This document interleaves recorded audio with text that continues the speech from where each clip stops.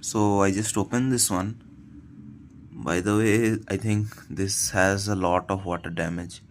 So this is the earbuds that I had for the last previous year, and one of the birds still works, but I wanted to see what was inside, and it was also a water damage, so you can see the corrosion. Damn, it's cooked, man. I mean, it was still working, but yeah, it doesn't matter because water damage and one earbud not working is equivalent to nothing working. How can you use a earbuds, right, without one bud working?